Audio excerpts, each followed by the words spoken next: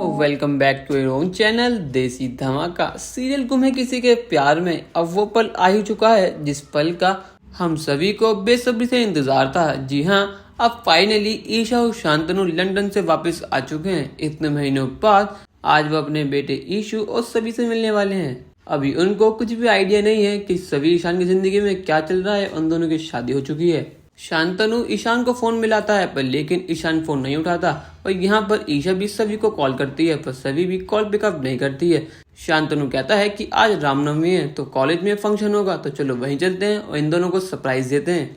पर लेकिन ईशा और शांतनु को नहीं पता कि उन दोनों को ही उल्टा सरप्राइज मिलने वाला है जब सभी ये खबर बताएगी कि ईशान और उसकी शादी हो चुकी है और ईशान सर एक कातिल है तो उन दोनों के पैर तले जमीन खिसक जाने वाली है।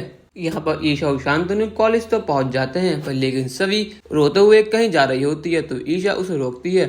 ईशा की आवाज सुनकर सभी को यकीन नहीं होता कि उसकी ईशा मैम इतने महीनों बाद वापस आ चुकी हैं। वो ईशा मैम को गले लगाती है और कहती है कि ईशा मैम आखिरकार आप आ गई, आप बिल्कुल सही समय पर आई हैं, आज मुझे आपकी बहुत ज्यादा जरूरत है।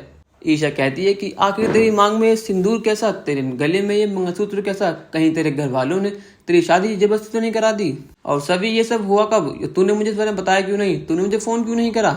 सभी कहती है कि मेरी और ईशान सर की शादी हो चुकी है। ये बात सुनकर तो ईशा और शांतनु हक्के बक्के रह जाते हैं। उनको अपने कानों पर यकीन नहीं होता कि उन्होंने अभी अभी क्या सुना है। यहाँ पर ईशा कहती है कि तेरा दिमाग सही तो है ना, तू ये क्या बात कर रही है? यहाँ तो मन ही मन शांतनु खुश हो रहा होता है क्योंकि वो यही चाहता था कि ईशान और सभी की शादी हो जाए। सभी बताती है कि समृद्ध ने उसके पूरे परिवार को मार दिया था और इसकी ताई की जान बचाने के लिए ईशान सर ने उनसे शादी करी। उन दोनों की शादी बस एक झूठ का दिखावा है। पर लेकिन आज ईशान सर ने मुझे सारा सच बता दिया। ईशान सर ने बताया कि उसकी फैमिली की मौत का जिम्मेदार और कोई नहीं ईशान है। ईशान सर ने बीच में आकर सारा खेल खराब कर दिया। ईशान सर की वजह से ही आज मेरी फैमिली जिंदा नहीं है, आज मेरी ताई कोमा में है।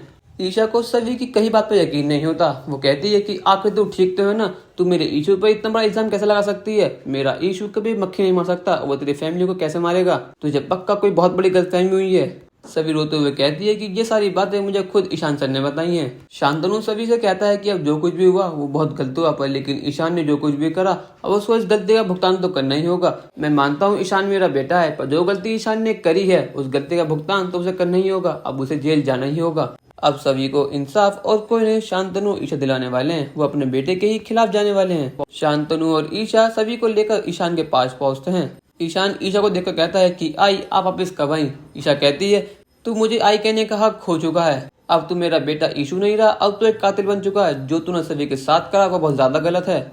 आज तेरी वजह से ही सभी के घर में जिंदा नहीं है, आज तेरी वजह से इसकी ताई कौमा में है। आखिर तेरी हिम्मत कैसे हुई मेरी सभी की जिंदगी खराब करने की? मुझे पता है ईशान तूने जानबूझकर कुछ भी नहीं करा होगा पर लेकिन तू अब एक कातिल बन चुका है। चाहे जाने अनजाने में सही तूने इसकी फैमिली की हत्या कर दी है। ईशान कहता है कि आखिर आप मेरी बात तो सुनिए, आखिर मुझे अपनी बात रखने का मौका दीजिए, मुझे बताने दीजिए आखिर उस रात हुआ क्या था। ईशा गुस्से में कहती है कि बस चुप, अब तुम अपने मुंह से एक शब्द नहीं कहोगे ईशान।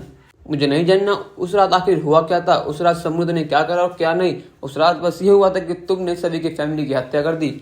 सभी की फैमिली का मौत का जिम्मेदार और कोई नहीं ईशान, सिर्फ तू है। अब ईशा और शांतनु मिलकर ईशान की ढंग से क्लास लगाने वाले हैं और सभी को इंसाफ दिलवाने वाले हैं। दोस्तों अब जब यहाँ पर अक्का साहिब आएंगी तो ईशा उनका सामना कर पाएगी या नहीं, अपनी राय हमें कमेंट करके जरूर बताइएगा और चैनल को नहीं सब्सक्राइब तो कर लीजिए। धन्यवाद।